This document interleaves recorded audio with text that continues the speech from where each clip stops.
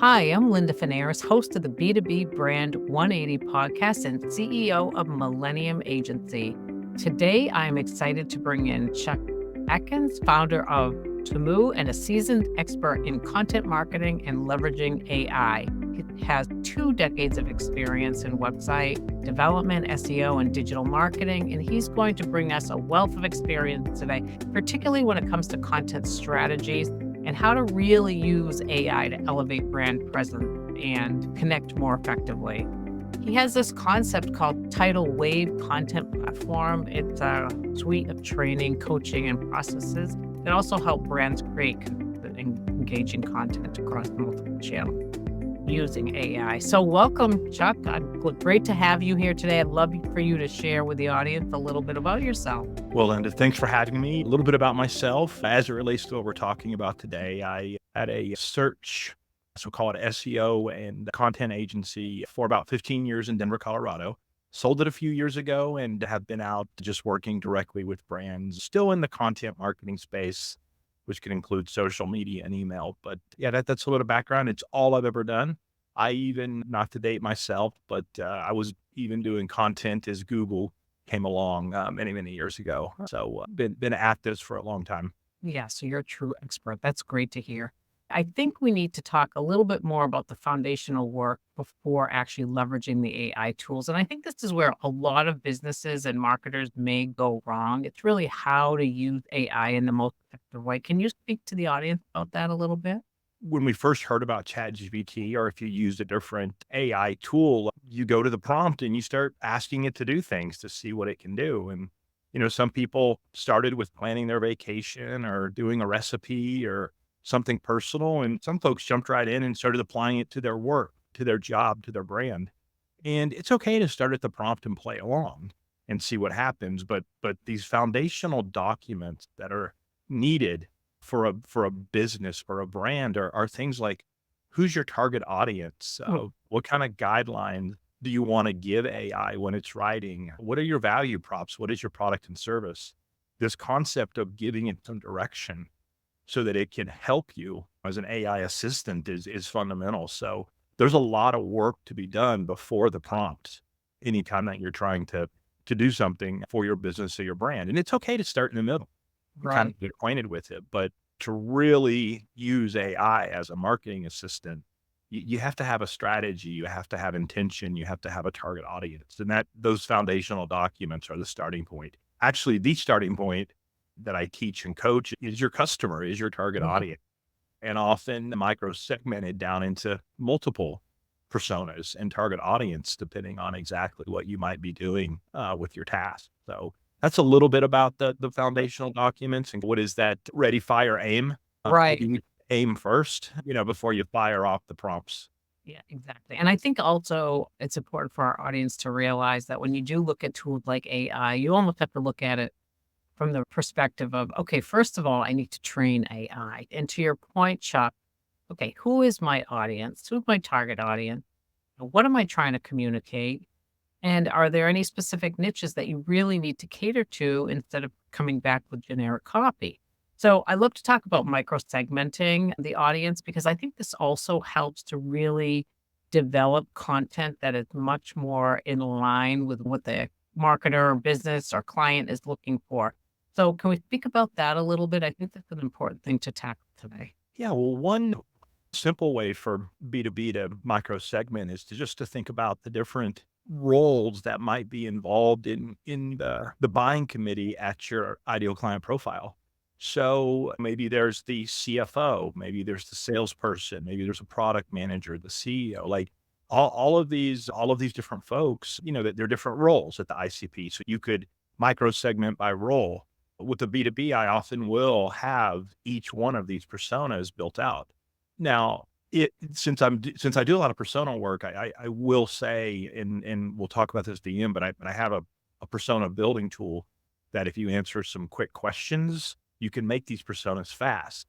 And the reason that's important is if we're talking about having maybe 4 or 5 personas into the buying committee of your target client, like it takes work. Why don't we do it faster? Maybe you micro segment by industry. So you have a persona in this vertical that you're targeting versus that one. If you have to message or market to different folks, that becomes a persona. That becomes somebody that you can personify. That way, when you go to work with AI, it knows who you're trying to talk to. Right, right. And it can be very, very targeted as far as the communication and messaging is concerned. There's a lot of different ways to use AI. You can use it to generate customer journeys, email, social media. I mean, the list goes on. But what about when it comes to actually creating metadata? How do you recommend our audience to use AI in a way that helps to identify maybe, ways to improve SEO using AI?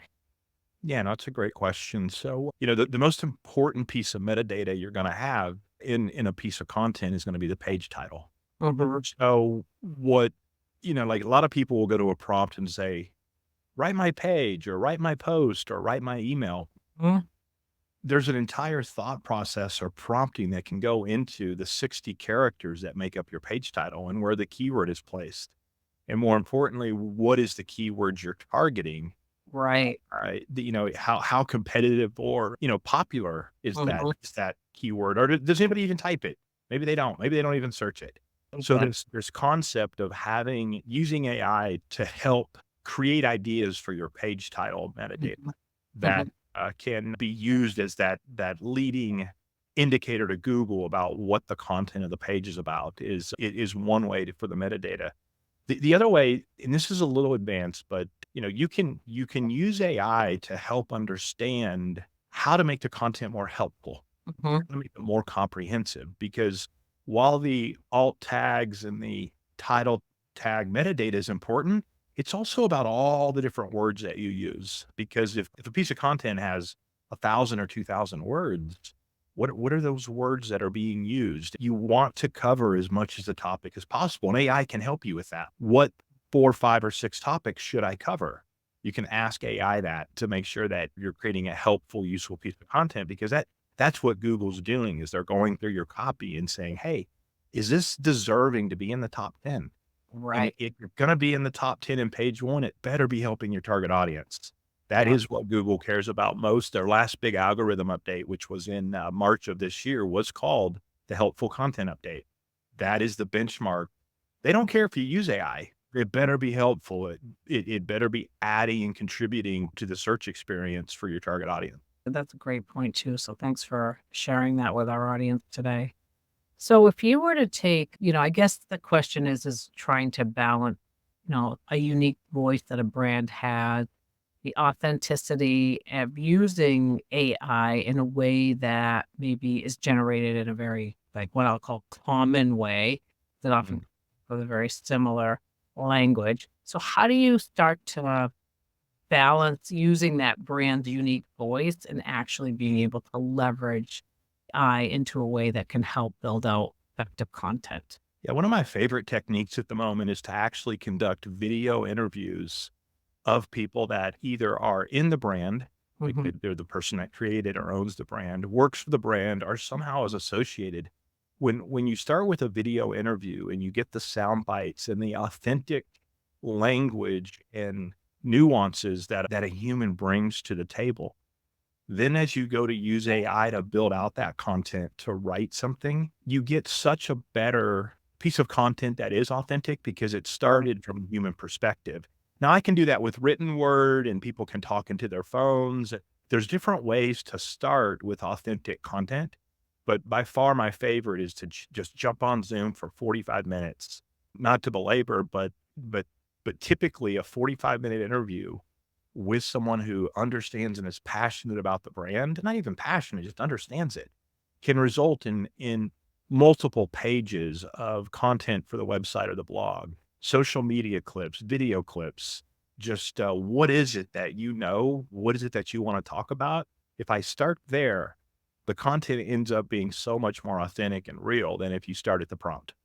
Right. Well, so I would love to run through, I'm going to kind of quiz you and say, how do you use AI to generate content for XYZ? And I'd love for you to give the audience maybe one, two, three sentences of good, solid takeaways. Make sure you do this, or make sure you don't do that. So do you mind if we get, Let's go for it. Quick, kind of, quick answer. And yeah, yeah, let's walk through it. kind of run through it. So, all right, first of all, I would love you to tell us how you would use AI to craft compelling headlines that really entice the user to click. Yes. So I actually would not start there. At the way to get a headline usually happens after the content is written. Now I'll think about the hook initially.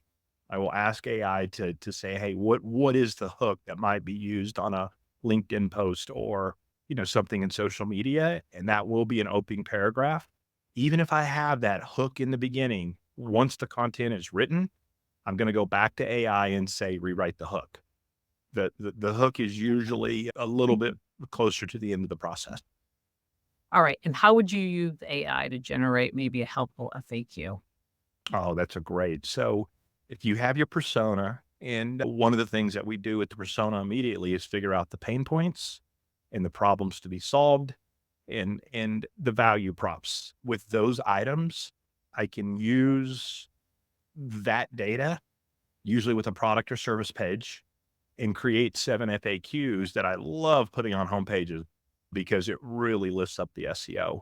But the writing of a question followed by an answer, when you have your target audience, your brand promise, your value props, the things you're trying to solve is something that AI does really good at. So a real simple prompt with those inputs should give you a lot of FAQs.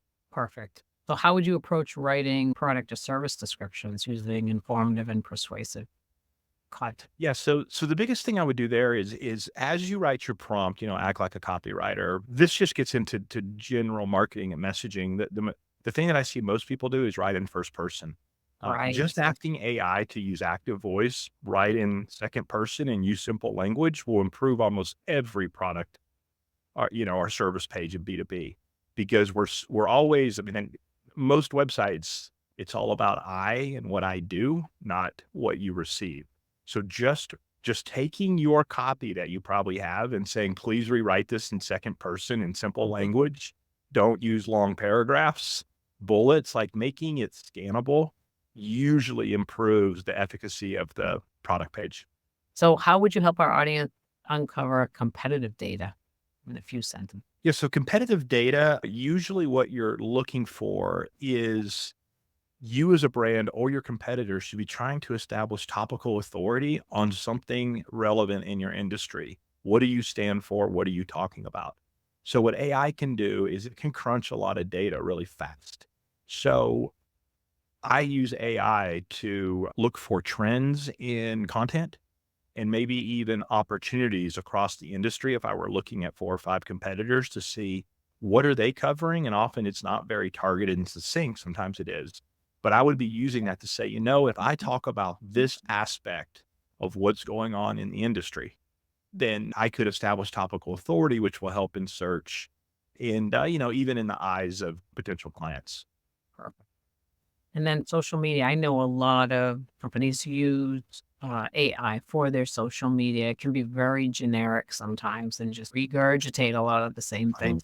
How do you get that to be a little bit more creative and unique? What I'm going to do most of the time, and let's just say, since this is B2B, we're talking about LinkedIn, which is longer format than most social media platforms. Really, I'm always trying to go from super long format. So let's say a video transcript or a blog post down into the smaller LinkedIn post. Again, if we've done things like video interviews and thought leadership and informative content in our content waves, all of a sudden that is what informs the LinkedIn post. So I'm not just randomly looking for a LinkedIn post. It's because it's part of a wave of content where the LinkedIn post is just one outcome, just like, an excerpt for an email might be, or, a quick video clip on YouTube. If you have a good content strategy, ultimately the social media content will show up as unique and compelling, Right. and engage the audience. If you just start at the prompt trying to make a LinkedIn post, it will not work. Right? It'll sound like everybody else is putting out there. You have to stop for a second and say, what do I want to be a topical authority on that's interesting to my audience? And what is my wave of content going to be about? Once you do that, it can flow so much easier. And the LinkedIn post becomes so easy to write because it's on strategy. It's on target. That's a good point. So the last quick question would be on long form content, could be a blog, could be an article, could be a white paper. What are your thoughts on how to best tackle that? Yeah, so think of it as a building process, meaning that what I teach and when I'm working with a brand and making their long form content, you start with an outline, and then each part of that outline, often 3 to 5 topics that make up the long format content, those are individual writing exercises. And then once you've built out the topical things you're going to cover in a long format piece, then you can back up and write the opening. You can write the conclusion. Then you write your hook. So the idea is to start with a topic, understand the helpful subtopics that should be covered, write each one of those individually, which you can use AI for to create the base copy, then start working on your intro and your close to tell the whole narrative, and then go and tie it all together and enrich it with quotes and, and images and things. So most of the time people, they start and say, ooh, I'm gonna sit down and in one shot, I'm gonna create this long format content. And it's just the nature of trying to do that. No wonder we get writer's block. There's too many things going on. But when you understand how to construct it just from a copywriting or an editorial process, it becomes so much easier to produce it because you can follow a 1, 2, 3, 4, 5 step process. It's a method and an approach that is more effective. And AI can help with that. It can help you with an outline. It can help you identify the subtopics.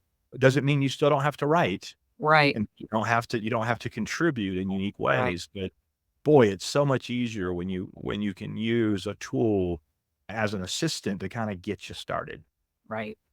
So I'll wrap up here with this thing called Tidal Wave Content. It's a concept that you have that really helps brands create more effective strategies. Can you talk about that a little bit?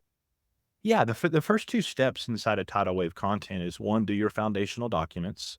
I have 3 tools that I built on the website. Quick sign up. There's no pitch. There's no money to be paid. You can make your persona, brand promise, and your voice and tone.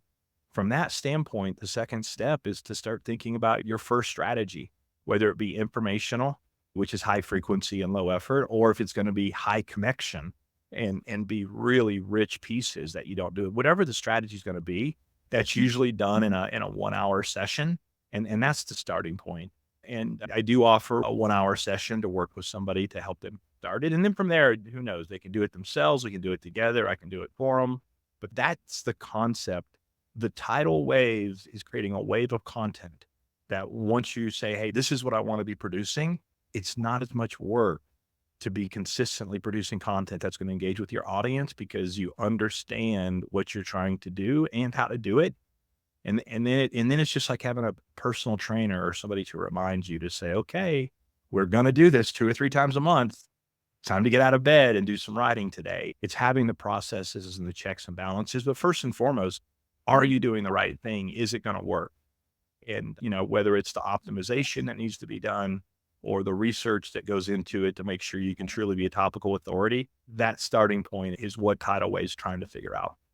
So we can wrap up. I think that's a great ending. And I know you offer a custom training session. So I'd love you to close with how individuals, maybe a little bit about the training and then how individuals could actually get in touch with you, Chuck. Yeah, so you can find me on LinkedIn at Chuck Aikens. You can go to Tidal Wave Content and sign up. But yeah, the offer is right now, a couple times a week, I'm doing a 90-minute session.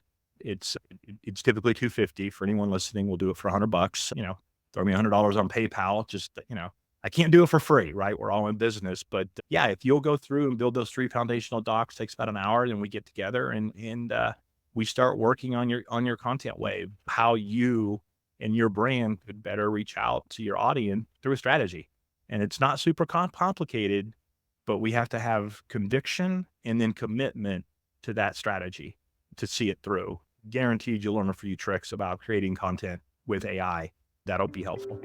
Perfect. Thank you, Chuck. Well, I just want to take a moment and thank our audience today for listening in with myself and Chuck at the B2B Brand 180 podcast. We covered a lot of things on AI.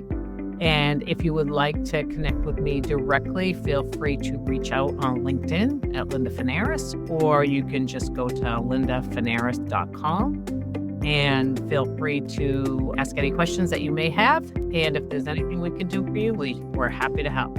So thanks for listening to the B2B Brand 180 podcast today, and have a great day.